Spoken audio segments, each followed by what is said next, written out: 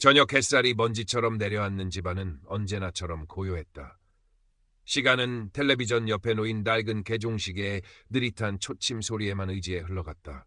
72회의 세월이 고스란히 내려앉은 박서윤 여사의 하루는 대부분 그렇게 남편의 흑백 사진과 말없이 대화를 나누는 것으로 채워졌다. 3년 전 평생의 동반자를 먼저 떠나보낸 후 그녀의 세상은 색을 잃고 소리를 잃었다. 그 정적을 깨뜨린 것은 생경한 기계음이었다. 까똑! 서윤은 소파에 반듯하게 앉아있다 흠칫 놀라 소리의 근원지를 쳐다보았다. 얼마 전 생일을 핑계로 아들 진우가 억지로 안겨주고 간 네모난 물건, 스마트폰이었다. 어머니, 세상과 소통 좀 하고 사세요. 맨날 혼자 계시지 말고요. 아들의 목소리에는 애정과 안타까움, 그리고 어서 이 귀찮은 의무에서 벗어나고픈 조급함이 섞여 있었다. 그날 이후 그 물건은 그녀에게 풀리지 않는 숙제처럼 거실 탁자 위에 놓여 있었다. 까똑. 또 한 번의 알림이 울렸다. 망설이던 서윤은 돋보기를 찾아 쓰고 조심스럽게 차가운 유리판을 어루만졌다. 아들이 억지로 깔아준 황혼의 만남이라는 시니어 커뮤니티 앱 아이콘이 눈에 들어왔다. 진우는 동년배 말동무라도 사귀어보라며 그녀의 프로필까지 만들어주었다. 따님인 줄 알았습니다. 참 고우시네요. 라는 프로필 소개 문구는 아들의 짓이었다.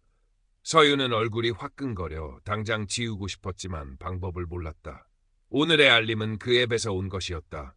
떨리는 손가락으로 화면을 누르자 낯선 이름의 프로필이 나타났다. 카이. 프로필 사진 속 남자는 40대 후반쯤으로 보이는 지적이고 선한 인상의 남자였다. 안녕하세요. 프로필 소개 글이 인상 깊어 연락드렸습니다. 따님께서 써주셨나 봐요. 참 효녀이신 것 같습니다. 서윤은 자기도 모르게 옅은 미소를 지었다. 무심한 아들이 유일하게 해준 칭찬받을 만한 일이 이것이었나. 그녀는 한참을 망설이다 독수리 타법으로 겨우 답장을 썼다. 별 말씀을요. 아들이 장난을 친 것입니다. 그것이 시작이었다. 적막했던 그녀의 세상에 카이라는 이름의 남자가 작은 파문을 일으키기 시작한 것이다. 그 후로 카이는 매일 아침 저녁으로 서윤에게 메시지를 보냈다. 미국에서 건축 사업을 하고 있으며 자신 역시 몇 년 전 아내와 사별했다는 그의 이야기는 서윤의 마음을 쉽게 파고들었다. 그는 서윤의 시시콜콜한 일상 이야기에 귀를 기울였고 그녀가 좋아하는 오래된 트로트 가수의 노래를 찾아 링크를 보내주기도 했다. 카이, 어머니 생각이 나서요. 저희 어머니도 서윤님처럼 고우셨거든요. 그는 늘 서윤을 서윤님이라고 깍듯하게 불렀다. 바쁜 아들 진우는 한 달에 한 번 전화해 별일 없으시죠? 라는 한마디를 겨우 던질 뿐이었다. 하지만 카이는 달랐다. 그는 서윤의 밥상은 무엇인지, 잠은 잘 잤는지, 오늘은 어디가 불편하지 않은지 물었다. 서윤은 잊고 있던 관심이라는 감각을 되찾았다. 흑백 사진 속 남편에게 하던 혼잣말은 점점 줄었고 그 자리를 스마트폰 액정을 들여다보는 시간이 채웠다. 그녀의 얼굴에 조금씩 생기가 돌기 시작했다. 한 달쯤 지났을까. 카이는 조심스럽게 자신의 계획을 털어놓았다. 서윤님, 제가 요즘 한국으로 돌아갈 준비를 하고 있습니다. 미국 생활도 정리하고 이제는 조용한 곳에서 마음 맞는 사람과 함께 노후를 보내고 싶어서요. 서윤의 심장이 쿵 하고 내려앉았다. 사실 서윤님과 대화하면서 그런 결심이 더 굳어졌습니다. 서윤님 같은 분과 함께라면 남은 인생이 정말 행복할 것 같아서요.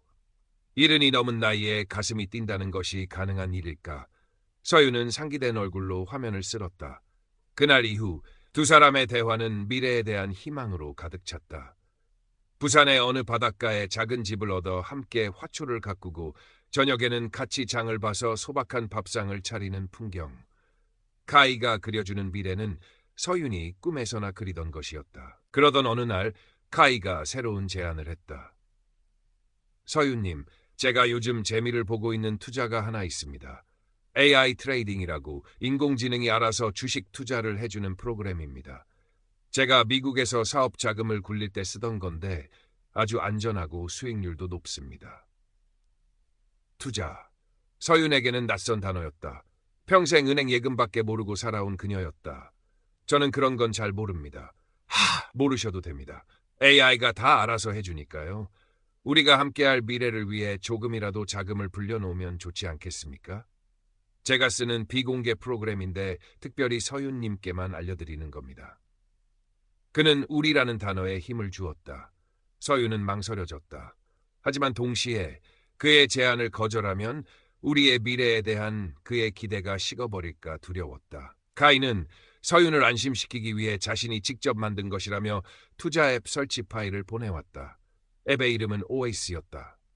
사막의 오아시스처럼 메마른 노후에 단비가 되어줄 것이라는 그의 설명이 서윤의 마음을 움직였다. 앱의 디자인은 제법 그럴듯했다. 화려한 그래프와 실시간으로 변하는 숫자들은 무언가 전문적인 느낌을 주었다. 속는 셈 치고 딱 100만 원만 넣어보세요. 제가 어떻게 하는지 다 알려드릴게요. 서윤은 며칠을 고민하다 결국 남편이 남긴 유산 중 일부를 찾아 은행으로 향했다. 낯선 이름의 계좌로 100만 원을 송금하는 그녀의 손은 가늘게 떨렸다. 그런데 다음 날 기적 같은 일이 일어났다. 오에이스 앱의 그녀 계좌에는 105만 원이라는 숫자가 찍혀 있었다.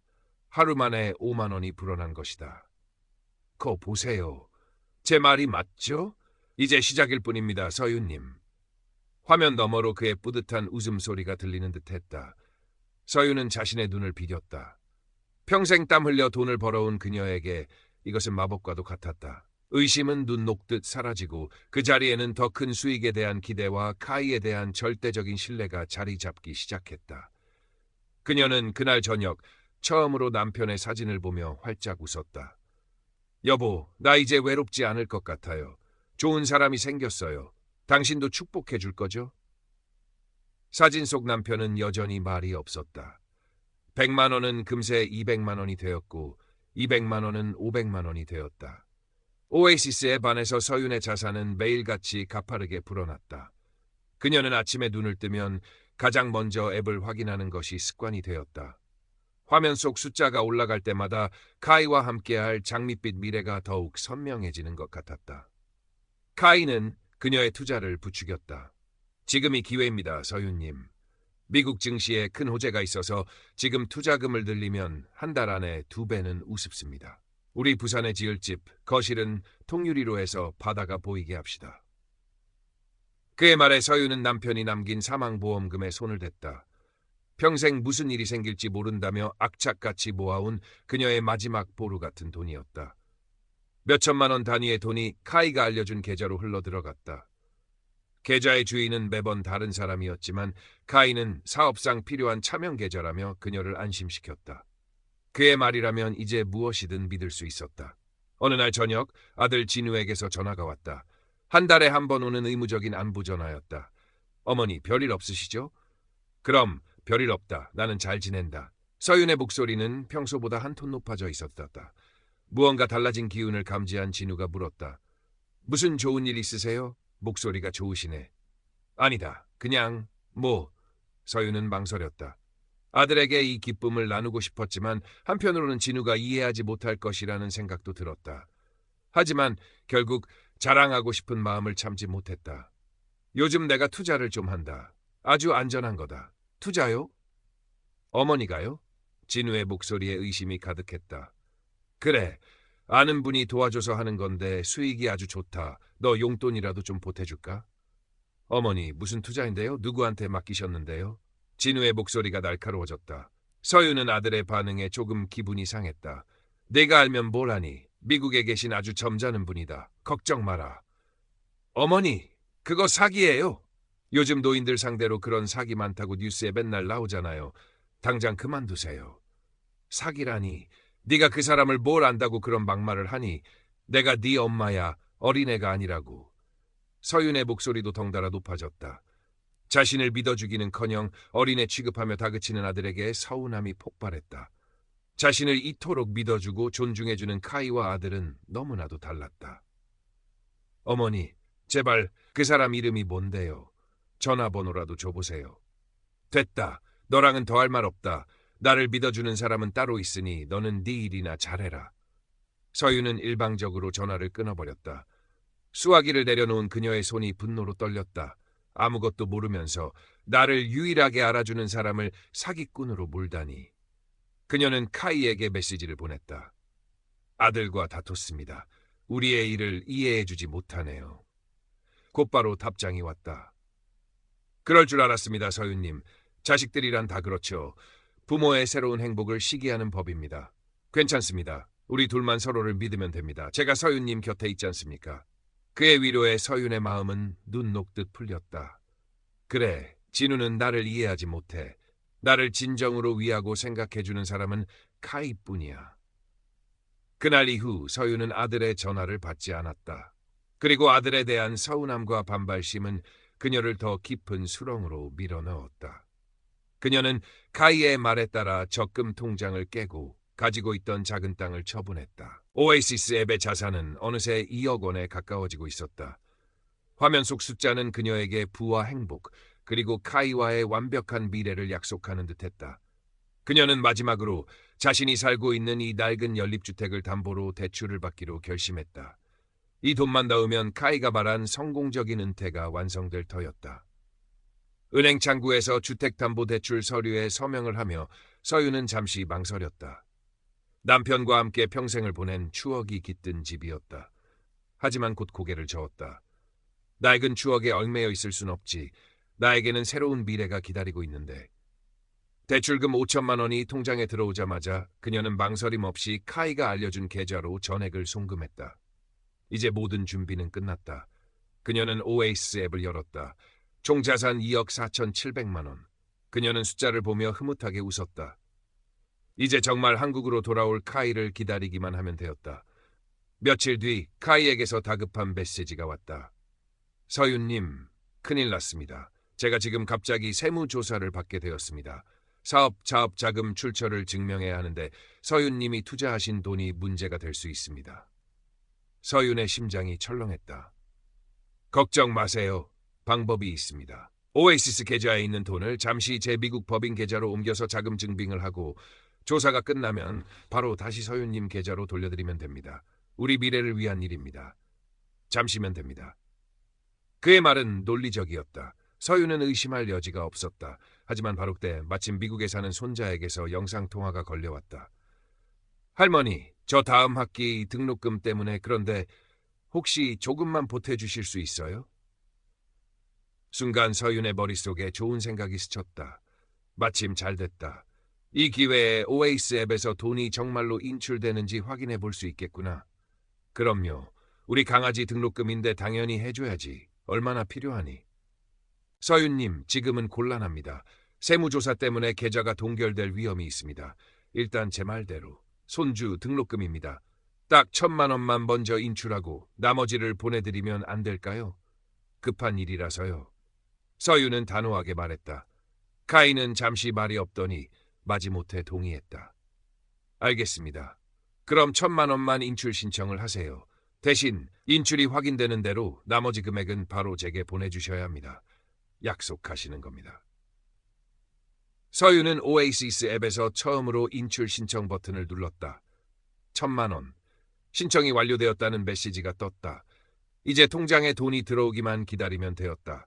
하지만 하루가 지나고 이틀이 지나도 돈은 들어오지 않았다. 앱의 고객센터에 문의 메시지를 남겼지만 답장은 없었다. 불안해진 서윤은 카이에게 메시지를 보냈다. 카이 씨, 아직 입금이 되지 않았습니다. 무슨 문제라도 생긴 걸까요? 답장은 한참 뒤에야 왔다. 그리고 그 내용은 서윤의 심장을 얼어붙게 만들었다. 아, 서윤님, 알아보니 해외 비거주자의 고액 인출 건이라 국세청에서 특별 세금을 부과한다고 합니다. 인출 금액의 20%, 그러니까 200만 원을 먼저 지정된 계좌에 세금으로 납부해야 인출이 승인된다고 하네요. 번거롭게 해드려 죄송합니다. 세금, 그것도 먼저 내야 하는 세금. 서윤의 머릿속에서 무언가 쨍그랑하고 오고 깨지는 소리가 났다. 평생 가게 회계를 도우며 살아온 그녀의 감각이 위험 신호를 보내고 있었다. 세상에 먼저 내는 세금이 어디 있단 말인가. 이상하네요. 세금은 수익금에서 제하고 주는 것 아닙니까? 그녀의 메시지 톤이 처음으로 날카로워졌다. 카이, 이건 특별세라 그렇습니다, 서윤님. 저도 방금 통보받아 당황스럽네요.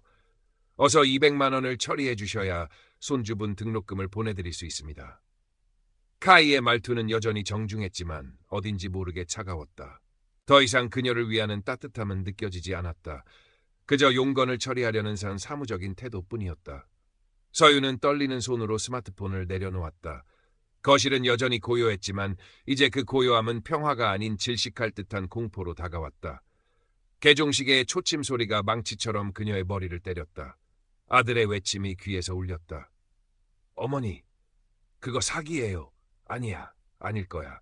내가 사랑하고 나를 사랑해주는 그 사람이 그럴 리가 없어. 서윤은 필사적으로 부정하며 다시 스마트폰을 들었다. 카이의 프로필을 눌렀다. 여전히 선한 인상의 남자가 웃고 있었다. 그녀는 통화 버튼을 눌렀다. 앱을 통한 인터넷 전화였다. 신호음이 몇 번 가더니 상대방이 전화를 받았다. 여보세요? 그런데 수화기 너머로 들려온 목소리는 그녀가 상상해 중후한 중년 남성의 목소리가 아니었다. 어딘가 어눌하고 앳된 전혀 다른 사람의 목소리였다. 카이 씨 맞으신가요? 네, 맞는데요. 왜 그러시죠? 목소리는 당황한 기색이 역력했다. 서윤은 심장이 발끝까지 떨어지는 것을 느꼈다. 목소리가 많이 다르시네요. 아, 제가 지금 감기가 심해서요. 그런데 어머님 200만 원은 언제쯤 처리 가능하신가요? 자꾸 시간 끌면 계좌 전체가 동결될 수도 있습니다. 어머님, 언제나 서윤님이라고 부르던 그가 다급한 상황이 되자 본심을 드러냈다. 서윤은 더 이상 아무 말도 할 수 없었다. 그녀는 조용히 통화 종료 버튼을 눌렀다. 툭! 스마트폰이 손에서 미끄러져 바닥에 떨어졌다. 액정 화면에 금이 가며 카이의 웃는 얼굴이 여러 조각으로 갈라졌다. 2억 4,700만 원. 그녀의 평생, 남편의 흔적, 아들과 다투면서까지 지키고 싶었던 미래. 그 모든 것이 산산조각 난 유령의 숫자였음을 깨닫는 순간이었다. 서윤은 소파에 주저앉았다. 눈물조차 나오지 않았다. 텅 빈 머릿속에서 사기라는 두 글자만 맴돌았다. 수치심과 자기 혐오가 온몸을 짓눌렀다. 나는 바보야. 잃은 평생을 헛살았어. 그녀는 멍하니 남편의 사진을 바라보았다. 사진 속 남편은 여전히 웃고 있었지만 이제 그 미소는 그녀를 비웃는 것처럼 보였다. 그녀는 자리에서 일어나 비틀거리며 창고 방으로 향했다. 먼지가 뽀얗게 쌓인 낡은 자개장을 열었다. 안쪽 깊숙한 곳에서 손때 묻은 낡은 주판과 빛바랜 회계장부 몇 건을 꺼냈다. 젊은 시절 남편의 작은 가게에서 매일같이 돈을 세고 장부를 정리하던 것이 그녀의 유일한 경력이자 자부심이었다. 서윤은 거실 탁자 위의 먼지를 손으로 닦아내고 그 위에 낡은 회계장부를 펼쳤다.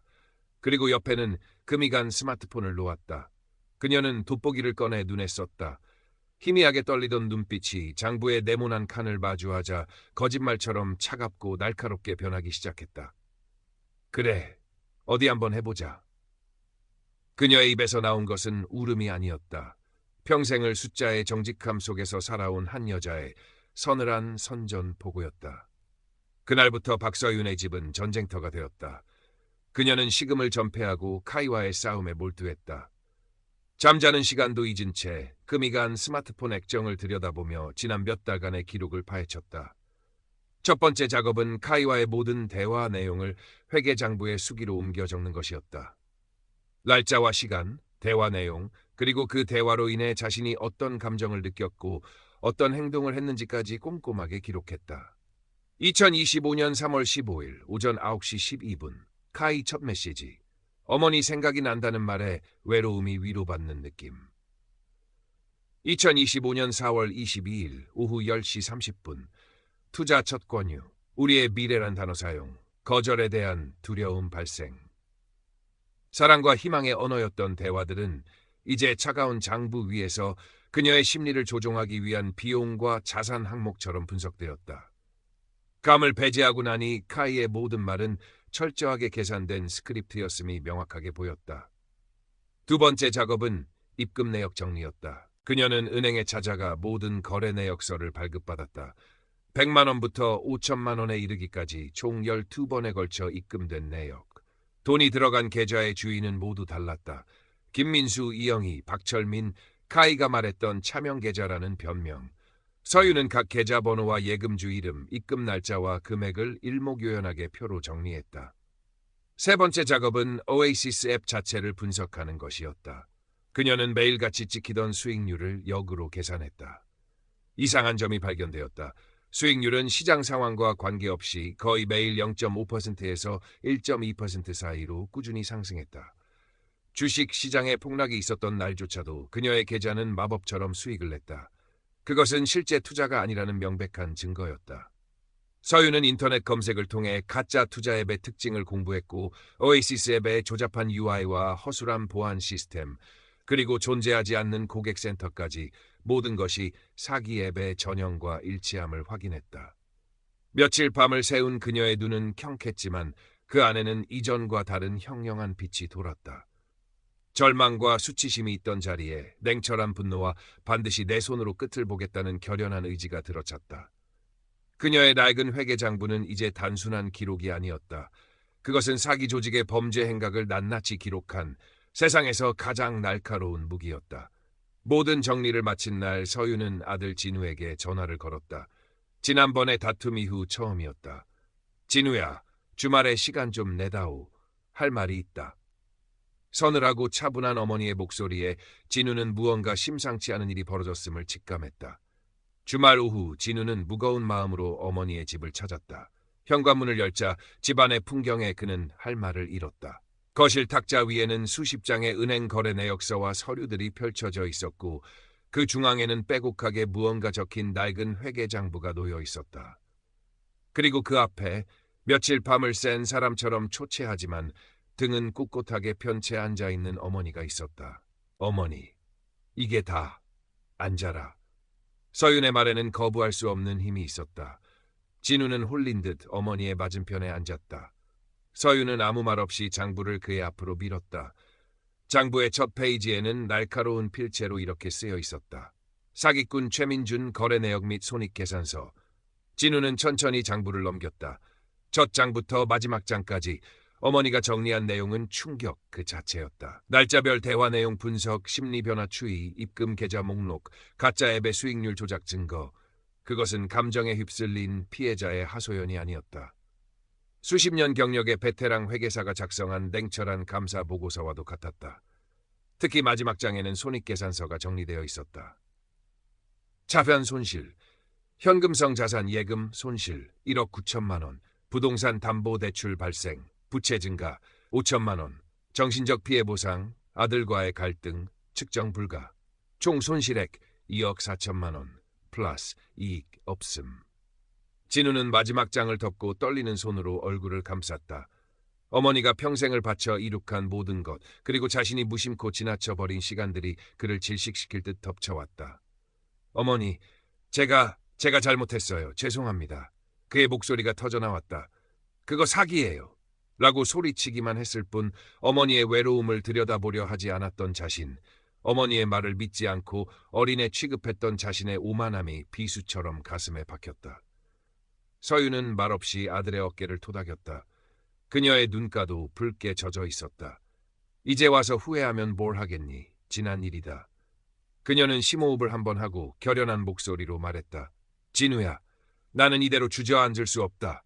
내 돈, 내 평생을 앗아간 놈들을 이대로 둘 순 없어. 내가 좀 도와줘야겠다. 진우는 눈물을 닦고 고개를 들었다. 그의 눈에는 죄책감과 함께 어머니에 대한 존경심과 분노가 이글거리고 있었다. 네, 어머니. 제가 다 할게요. 변호사를 사든 뭘 하든 제가 다 할게요. 아니다. 변호사는 그 다음이다. 우선 이걸 들고 경찰서에 가자. 네가 옆에 있어줘야겠다. 늙은이 혼자 가면 문전박대 당할지도 모르니. 서윤은 자신의 사기 회계 장부를 품에 안았다. 그것은 이제 그녀의 잃어버린 자존심이자 앞으로 나아갈 유일한 무기였다. 다음 날 월요일 서윤과 진우는 부산지방경찰청 사이버수사대 사무실을 찾았다. 젊은 형사들은 처음에는 노인의 투자 사기 사건이라는 말에 시큰둥한 반응을 보였다. 매일같이 접수되는 증거도 없고 하소연만 가득한 그런 사건 중 하나일 거라 지레짐작하는 눈치였다. 어르신, 그래서 피해 금액이 총 얼마라고요? 상대방에 대해 아는 건 이름뿐이고요? 한 젊은 형사가 무심하게 물으며 서류를 내밀었다. 그때 서윤이 품에 안고 있던 장부를 꺼내 책상 위에 펼쳤다. 여기 내가 정리해온 것이오. 형사는 마지못해 장부를 들여다보았다. 그의 눈이 첫 장을 지나 두 번째 장, 세 번째 장을 넘기면서 점점 커지기 시작했다. 무심하던 그의 표정이 놀라움으로 인해 감탄과 존경의 빛으로 변해갔다. 옆에서 구경하던 다른 형사들도 하나둘씩 모여들었다. 팀장님, 이것 좀 보십시오. 결국 팀장까지 불려와 서윤의 장부를 살펴보았다. 삼쉐라는 감탄과 웅성거림으로 가득 찼다. 세상에 이렇게까지 정리해 오신 분은 처음입니다. 팀장은 돋보기를 쓰고 장부를 꼼꼼히 살핀 뒤 서윤을 향해 고개를 숙였다. 어머님, 정말 대단하십니다. 이 정도 증거라면 저희가 반드시 잡을 수 있습니다. 단순 사기가 아니라 조직적인 범죄일 가능성이 큽니다. 즉시 수사에 착수하겠습니다. 서윤의 장부는 단순한 고소장을 넘어 수사의 방향을 제시하는 완벽한 로드맵이었다. 12개의 차명 계좌, 보통통장은 자금 세탁 경로를 추적할 결정적인 단서가 되었고, 대화 기록 분석은 범인들의 심리 전술과 역할 분담을 파악하는 데 큰 도움이 되었다. 경찰의 수사는 서윤이 닦아놓은 길 위에서 빠르게 진행되었다. 대포통장 명의자들을 추적하고 IP 주소를 분석하여 중국에 거점을 둔 대규모 보이스피싱 및 투자 사기 조직의 실체에 접근해갔다. 카이, 역할을 했던 20대 청년 최민주는 조직의 하부 조직원이었으며 그 위에는 여러 단계의 관리책과 총책이 존재했다. 몇 달 뒤 경찰은 중국 공안과의 공조 수사를 통해 조직의 핵심 인물 몇 명을 검거했다는 소식을 전해왔다. 최민준을 포함한 하부 조직원들은 꼬리 자르기를 당해 국내에서 붙잡혔다. 하지만 총책은 이미 돈을 빼돌려 다른 나라로 도피한 후였다. 잃어버린 돈을 되찾을 확률은 희박하다는 것이 경찰의 솔직한 답변이었다. 하지만 서윤은 더 이상 돈에 연연하지 않았다. 그녀는 법정 증인석에 섰다. 자신을 기만한 청년 최민준의 얼굴을 마주했다.